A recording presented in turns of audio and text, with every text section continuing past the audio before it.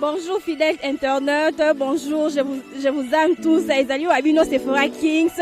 Il y a Tindika TV, Mikolo pour la retrouver ngai na Tindika TV pour s'abonner et c'est juste beta Tindika TV pour cause d'informations ezali précises, réelles na Tindika TV.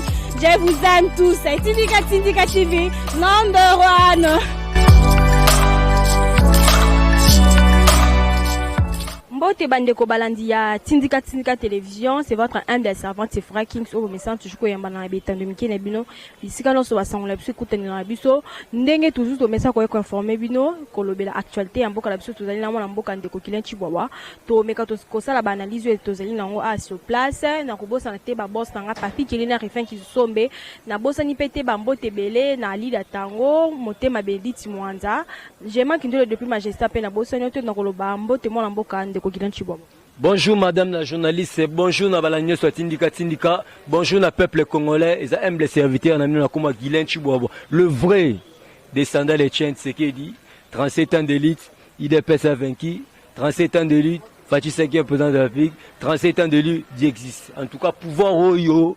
Et le banango compte de Tchènes, c'est qui dit Imperium, babote l'élection en 2011, tout ça on a 2018. C'est que tu battes l'ango jusqu'à la fin du Seigneur Jésus-Christ. Pendant tous les cas, madame la journée. Moi, en bokato, qui m'a mon actualité, tout le monde va avion moko, ezali ko tambola, ezali moi rage, bah tu me suis balobi été, avion la nenge zo tambola, et koza, et monsieur c'est bazo c'est l'arrestation, il y a Hippolyte, moi la Marceline, bazo c'est là-bas quand il y a bâti mais beaucoup, tu éviter sur avion, il y a jamais été, tout le canton ont intervention par rapport à l'hélicoptère, ezali ko circuler le tout le monde est sali moi rage et puis en actualité.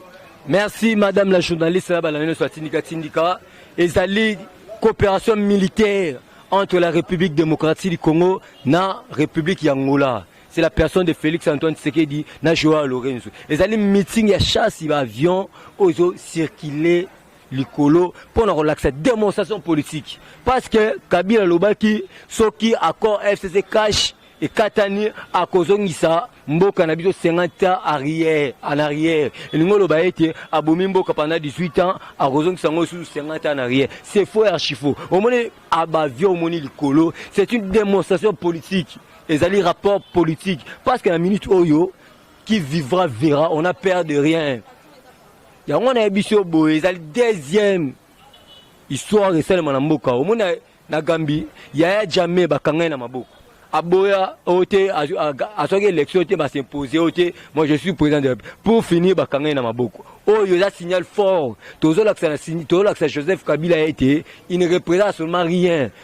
À l'immédiat, l'impérium, ils ont appartenir à Mouto, à Félix Antoine Tshisekedi et non à Joseph Kabila. C'est qu'on a perdu rien. Il y a un signal fort, il y a des démonstrations politiques. Et nous avons maintenant le contrôle armé, nous avons le contrôle. Il y a un période, nous avons un contrôle, il y a sur l'ensemble du territoire national. On a perdu rien. Et puis, là, il y a un période, on a voté en 2011. Le lot, un période, on a Félix Antoine Tshisekedi, on a perdu rien. Et on a le lot, pour la victoire, il y a peuple congolais, victoire. Il y a une victoire à peuple congolais. Parce qu'actuellement, Félix Antoine Tshisekedi a comme le contrôle, il y a armée, comme le contrôle, il y a territoire national, comme le contrôle. Il y a Congo Mobimba. C'est pour te dire que Moutuna sera en Mekara qu'on se poser à Félix Antoine Tshisekedi à Koutana.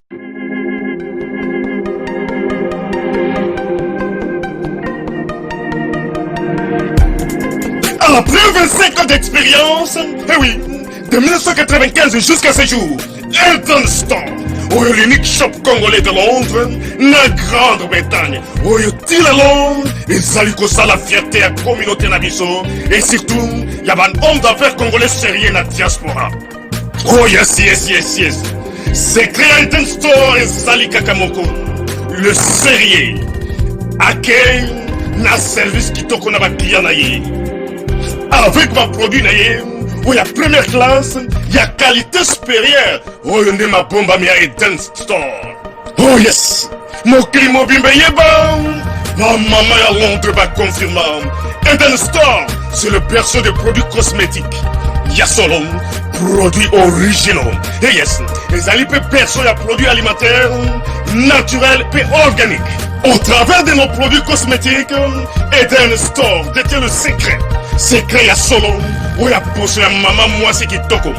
Poso ya moi so penza basali kolula, poso ya moi so mobala kotala ya lembate. Poso so ko tamboli masanga sima. Eh oui. Yango ne ba produit ezotekama na kati ya Eden Store. Na ba produit alimentaire po ya Eden Store. Yango de secret ya cuisine ya mama congolaise. Ah oui. Nyonso ko sepelisa mobali na yo ezali pondu, matembele, ngai, ndole, fumbwa, ndunda, bilembwe, oyo nyonso penza oyo kobonga pona cuisine na yo ezali. Oh yes. Olingi mobali na yo asepela na yo libela na libela. Olingi mobali na yo atalaka yo lokola mwasi azali kolula sika. Oh yes. Olingi mobali na asisa biloko nyonso otielaka ye na mesa. Secret ezali kaka moko. Eden Store.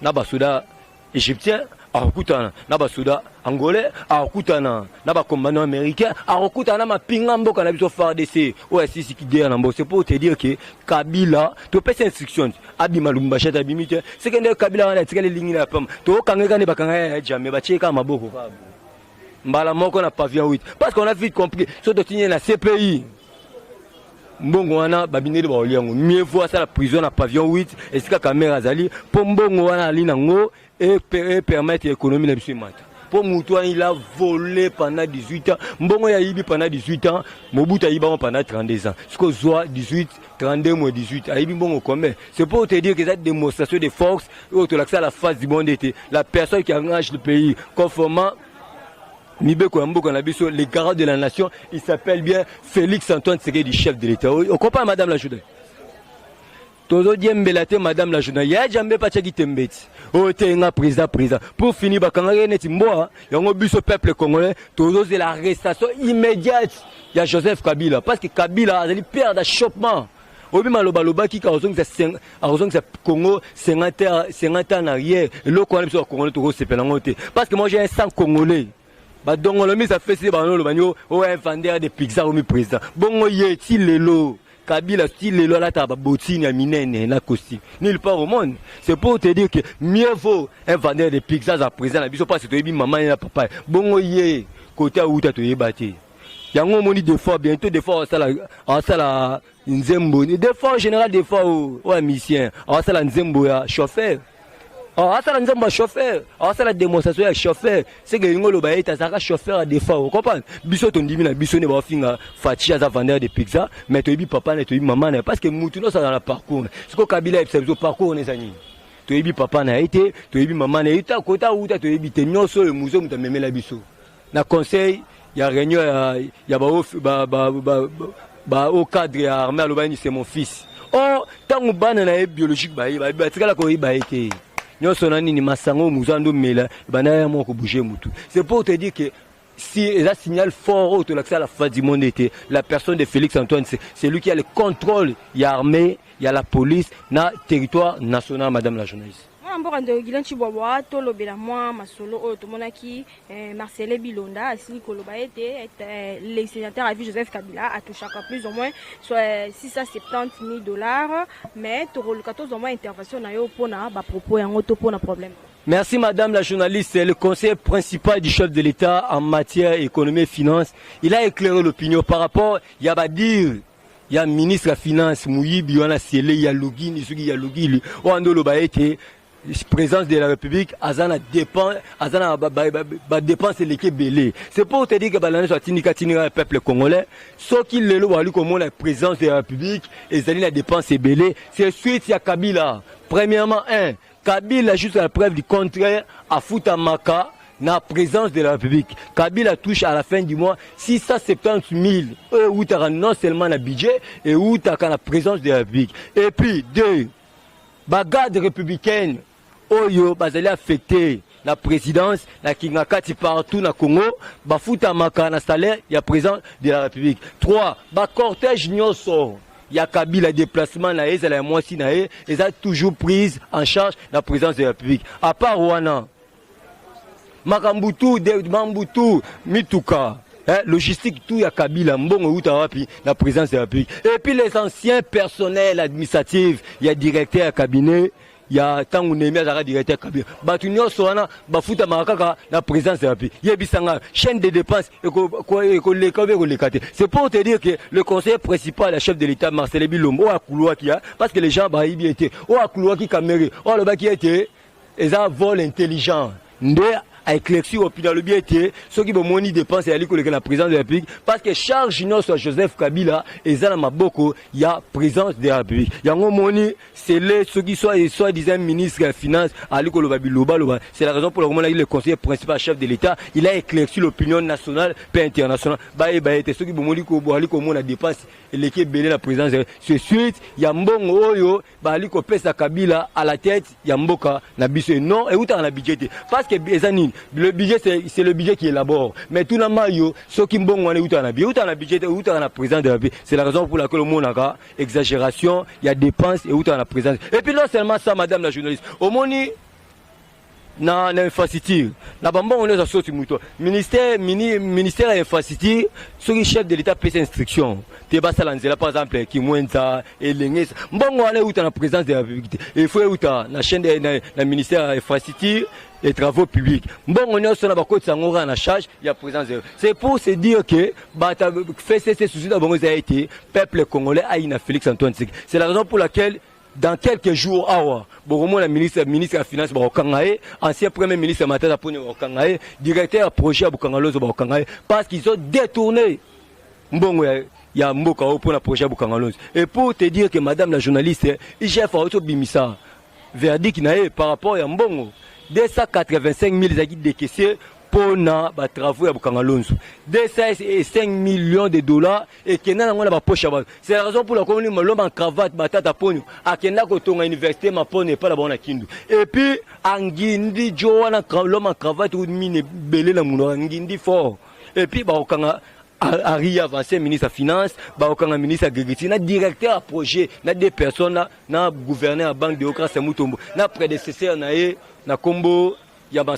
c'est pour te dire qui vivra, verra. Et puis, audit, ils ont bandali sous la Banque centrale du Congo. C'est pour te dire que si Ngama Tembele, aucun péché reste impuni. J'ai la ligne de Azo Banda audit na Banque centrale du Congo. Cause à la sécurité, ce que moni Massang Moulongo Bakangier, cause à la sécurité, ce que moni l'actuel gouverneur de Okra Semutombo, parce qu'ils sont des voleurs, ils ont détourné. Bambongo ya mboka na biso ya ngomoni Binis Blenge wazali DG ya RVA ali na prison depuis le 10 novembre parce que pour des raisons à détournement vous comprenez madame la juge il j'ai fallu ko sala musala kitoko mais je mets en garde toute personne wazali ko luka jila lingete na ninga butu boye ba ete jila lingete amona nzambe bitu manes wali ko bundisa ye po ete bobo maye boye ba ete simami na nzambe et puis simami na peuple con on ne peut jamais accepter un groupe d'individus bazo mboka na biso en otage le cola 363 députés au baza pour un groupe d'individus bazo mboka en otage boye ba ete le chef de l'État a déterminé pour tout mboka na biso na libulu parce qu'on a beaucoup souffert pendant beaucoup des années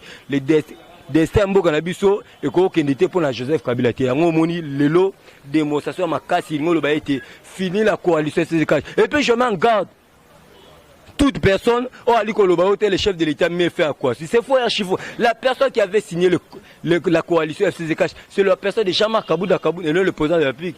Le président de la République, il engage l'institution et non le parti politique. Voilà, on va dire que bateau le belapé moi verdico et madame et mabunda na poela to moni verdict quand ils allaient attendre dans 8 jours to le 14 mois intervention. Madame la journaliste, la requête de l'honorable Puela Eli à Congo central, ils allaient recevables fondés. Ingolo ba eti bandimi yango ba lobi qu'ils allaient kitoko et puis verdict dans 6 jours. Ils allaient dans 8 jours mais etrel 2 jours, tolongoli 2 jours, etrel 6 jours et puis je suis sûr et certain mabunda ba roboka elibanda, le chef de l'État une consultation politique et pour permettre que biso soit premier ministre à l'attente du peuple congolais. Parce qu'on a vite compris que ilu kambaza Azolande ben 6 heures qui n'ont 4. 6 heures qui n'ont 4 des années. Les individus d'abord. Or, biso, slogan le peuple, le peuple d'abord. Le peuple d'abord, c'est placer l'homme au centre de tout. On ne peut jamais trahir le Coran. C'est pour te dire que verdict et Kozala favorable pour honorable pour elle. Parce que la personne de Janine Mabunda a violé le règlement d'ordre intérieur dans son article 139.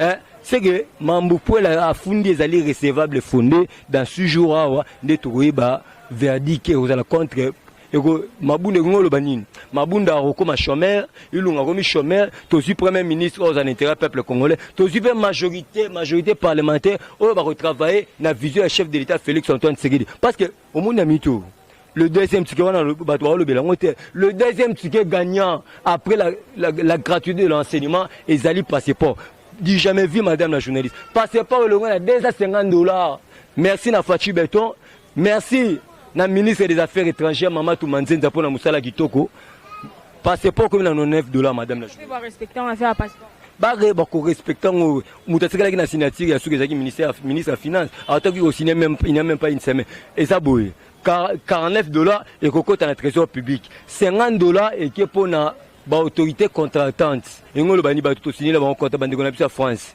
et puis mbongo wana combattant peuple congolais kokende ko pesa ngona ministère affaires étrangères te kende ko futa ngona banque yoko ke kana ministère affaires étrangères posera passeport non. C'est pour te dire qu'après le ticket gagnant, il y a les bosses qui ont enseignement de base. Le deuxième ticket gagnant, Félix Antoine Tshisekedi, en 2023, il a passeport. Parce que nous avons un bilan. Ben, facilité à Kitoko, Banabali Kotango Pelé, Kofele Banabali, Maï Kitoko, Courant Kitoko. C'est grâce à l'événement Félix Antoine. Ce qu'on a vu dans Kabila, on a besoin en 2023. Il va présenter quel bilan? Ce bilan, il a enseignement de base, c'est ça gratuit. Et puis, il a passeport. Oh, il a déjà $50 comme dans $9. Ce qu'on a vu IFCC. En 2023, beaucoup présenté dollars, pour représenter bilan nini na peuple congolais. Pour bisonner toi boué, tu es bien été $9, ils allaient des prix à passeport unitaire. Bon bino pour présenter bilan. C'est pour te dire que mutali ko bunisa fachi, atali ko bunisa fachi, azali ko bunisa nzambe na peuple congolais. Conformément à l'article 5 le peuple est souverain madame la journaliste. Moi mboka ndo gilanchi bo batomona ki pe bosele ko sala descente na Kikwiti, mais tomona ki maire ya adjoint ya Kikwiti ya sele ko boya été Kabund atisla ko kita. Madame la journaliste, l'état de droit sur le respect de la constitution et les lois du pays. Jean-Marc Kabunda Kaboun, meeting, il faut informer. Meeting, on informe l'autorité urbaine 48 heures avant, selon la hiérarchie Nigezali. On pense, c'est qu'on a peur de rien. On pense, Bisso, c'était prévu au salon les 12. Mais suite, il y a des gendarmes des salles qui étaient permis. Si vous avez un groupe d'individus, au niveau du peuple en otage, il y a un groupe d'individus. Et aussi, il y a un monibus qui est boé. Jean-Marc Kabunda, ça qui plaque craqué na Kikwiti. Il y a bisangaï. Jean-Marc Kabunda, choix n'ingolo bani ba pese lupemba. Côté na sa rokenda pambolama. C'est que n'ingolo ba être pese Jean-Marc Kabunda lupemba. Ba pese peut tata mukonze ko lupemba parce que ceux qui ba prêtre que ba ali, ceux qui Jean-Marc ali prêtre, ceux qui ba prêtre que ba grand prêtre ba zali, ceux qui prêtre que wali qui ba prêtre nyoso comme Félix Antoine Tshisekedi. C'est pour te dire que ceux ba kangi maire de la ville là, c'est tout à fait normal parce que hier souci les aïki a barré route pour être meeting, il y a journée de la base et ça les maté. Yango biso na 4 étoiles de droit, on ne peut jamais accepter le courant. Babilo ka ben tivaleur on est dans au Kabila qui président. Mais actuellement grâce à l'événement Félix Antoine Tshisekedi, nous avons l'état de droit où ils allaient respecter la constitution Mimbe Kwambok. Parce que tout fait la constitution, on a informé l'autorité urbaine 48 heures avant pour avoir prérogative, il y a permettre de ça la meeting na biso. Meeting allait aller 100% réussi et Beranda Sala Musala Kitoko en tout cas atanga kuna moi ce n'est pas tanga kuna asale mbasale pela musala kitoko 100% réussi à Jean-Marc Kaboun 100% réussi dans Eberan doit être directeur à ya chef de l'État Félix Antoine Tshisekedi en tout cas bandundu no aba le tribalisme c'est que bon l'action démonstration que tribalisme ça ngote la personne de Martin Fayulu nde mutazaka na tribalisme na kati na ena ndeko na Adolphe Muzitu nde bazali ko détenir tribalisme na limuna bango. Nano Adolphe Muzitu mais tomoni awa ici basi une actualité asili koloba ete Kabila a plus d'expérience. To chité la moto no tomoni guerre ekoti na la muka mwana mboka tomoni Fayulu na Moïse Katumbi moi guerre esili kokota to ebite to koluka to zoma intervention pour na guerre o ekomi entre eux. Madame la journaliste na balane swatindika tindika le problème c'est quoi? Moïse Katumbi a lobby omoni Solanda Kitan ou Moïse Katumbi a quitté l'avion. Alors je suis venu sur l'invitation du chef de l'État. Mais je suis venu sur l'invitation du chef de l'État. Mais Mosi tout temps ali ko le président eli kombo na Martin Fayulu, mais c'est la sorcellerie politique.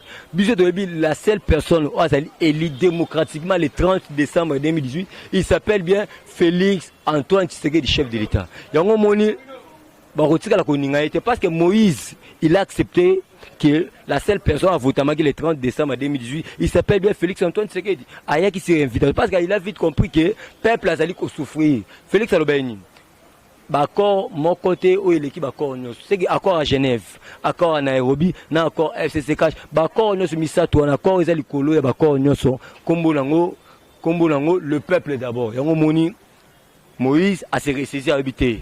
Nazo qui n'est pas mon konzamboka, bazalami balezazaka moko, tout que costo sololane pour la solution, il y a peuple congolais, peuple congolais c'est problème zani. Alia malamu, amela malamu, c'est ça le peuple qui demande le peuple.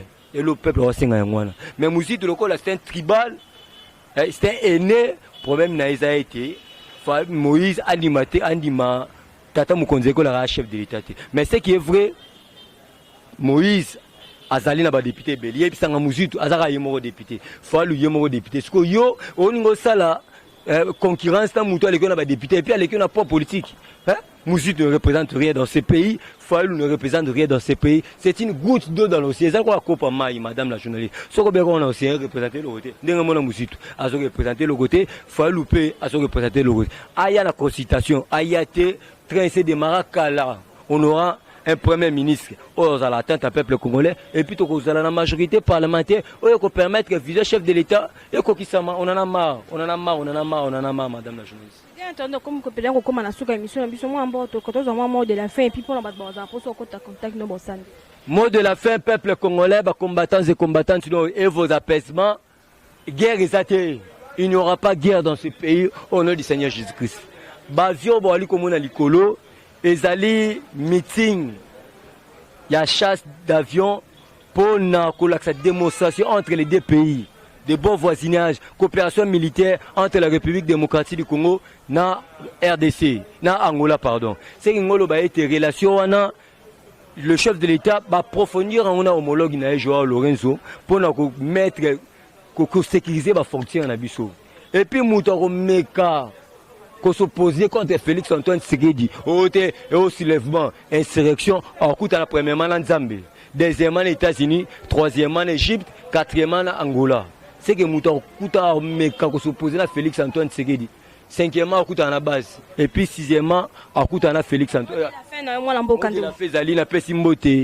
Na balandino so et vos apaisements peuple congolais vous à la calme et le moment où Zali juste tout et signal fort démonstration politique pour nous ça a été Félix Antoine c'est lui qui détient l'impérium. La paix Simbote na ngai na maman na Marie-Josée Mbombo na Suède Bambote Belé. La paix Simbote na ndeko na ngai Bénédicte Mwanza Bambote Belé.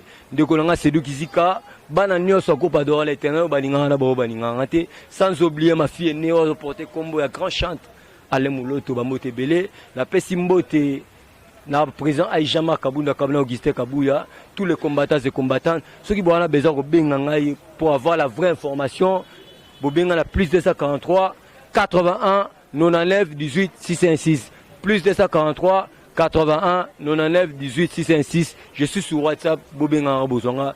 Bye bye bye bye. Dès maintenant, tu vois la souka émission.